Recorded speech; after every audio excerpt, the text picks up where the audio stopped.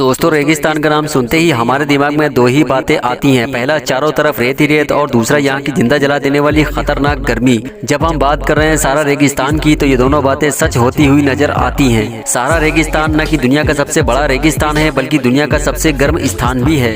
दोस्तों वैसे तो यहाँ का औसत तापमान 46 डिग्री सेल्सियस है, लेकिन यहाँ 4 से 5 महीनों बाद सारा रेगिस्तान में जब गर्मी का मौसम आता है, तब यहाँ का तापमान 46 डिग्री से बढ़कर जानलेवा 104 डिग्री तक पहुँच जाता है। इसको आप ऐसे भी समझ सकते हैं कि 100 डिग्री में पानी गर्म हो जाता है, तो सारा रेगिस्तान का तापमान 104 डिग्री है, यानी 100 डिग्री से 4 डिग्री ज्यादा। तो अब आप समझ सकते हैं कि इतने ज्यादा तापमान में कोई भी इंसान जिंदा नहीं रह सकता। वीडियो शुरू करने से पहले आपसे एक छोटी सी रिक्वेस्ट है कि वीडियो के लिए एक लाइक और चैनल को सब्सक्राइब जरूर करें। दोस्तों सारा रेगिस्तान की क्षेत्रफल की बात करें तो ये लगभग 9 मिलियन स्क्वायर किलोमीटर में फैला हुआ है, जो कि अल्जीरिया, चॉड, इजिप्ट, लीबिया, माली, मोरिटानिया, मोरक्को, नाइजीरिया, वेस्टर्न सहारा, सूडान, ट्यूनेशिया तक फैला हुआ है।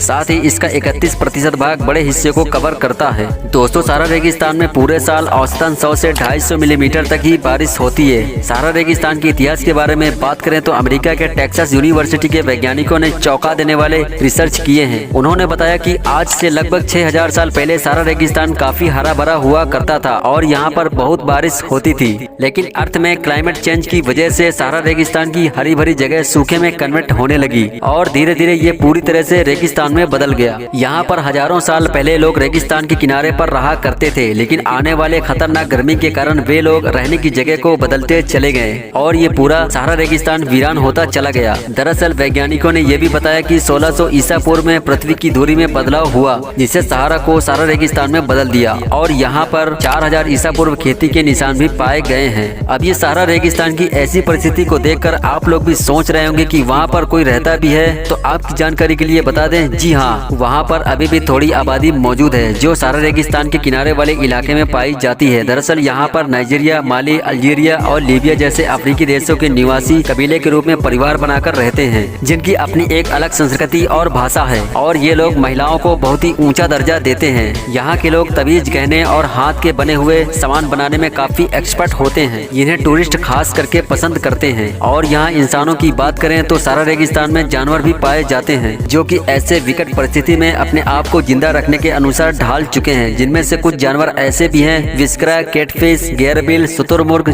जखोवा, केफरे, रेगिस्तानी ऊंट, न्यूबिन, जंगली गधा। साथ ही यहाँ पर चट्टानों और टीलों के बीच छुपे हुए छिपकली, गिरगिट और कोबरा भी पाए जाते हैं। सारा रेगिस्तान में जिंदा जला देने वाली गर्मी और ये जानवरों तक सीमित नहीं है, बल्कि ये रेगिस्तान रहस्यों से भरा हुआ है। दरअसल इस रेगिस्तान के एक विशालकाय और रहस्यमय नीली आंख भी है। अब आप सोच रहे होंगे कि रेगिस्तान का आंख कैसे हो सकता है। दोस्तों जिस नीली आंख की हम बात कर रहे हैं वो अपने आप में रहस्यों से भरा हुआ है। आप इसको अपनी आंखों से नहीं देख पाएंगे, लेकिन ये कलाकृति अंतरिक्ष से साफ साफ दिखाई देती है। जी हाँ, इस सारा रेगिस्तान के बीचों बीच 50 किलोमीटर दूर तक आंख बनी हुई है। इसके निर्माण को लेकर आज तक वैज्ञानिकों के बीच बहस जारी है कि आखिरकार ये बना कैसे। इस सवाल का आज तक कोई भी जवाब मौजूद नहीं है। वैसे रहस्यमय तरीके से सारा रेगिस्तान का दायरा घटता और बढ़ता रहता है। हालांकि वैज्ञानिक इसको ग्लोबल वार्मिंग का मुख्य कारण मानते हैं, लेकिन फिर भी पिछले 100 सालों में सारा रेगिस्तान का दायरा 9 लाख स्क्वायर किलोमीटर तक बढ़ चुका है। अगर आप अभी तक ये सोच रहे हैं कि सारा रेगिस्तान में आपको रेत और रेत के टीले ही देखने को मिलेंगे, तो ऐसा नहीं है। जैसा कि हमने आपको पहले ही बताया कि सारा रेगिस्तान रहस्यों से भरा हुआ है। दोस्तों आप सभी जानते हैं कि सबसे ज्यादा गर्मी सारा रेगिस्तान में पड़ती है,